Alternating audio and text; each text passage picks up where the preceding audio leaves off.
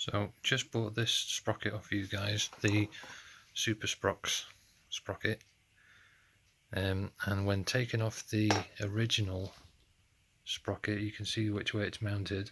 So if I take that off and show you the back side of it, that's where you've got the step down in the metal there, whatever you call it, the same as the Supersprox one, and then flat on the other side.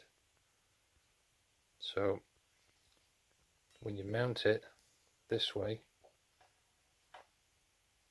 it actually pushes the sprocket this way by 2 mil. I know it doesn't sound much, but then the chain will be out. If you can see that on the original, so it's mounted like that as standard, so it's flat,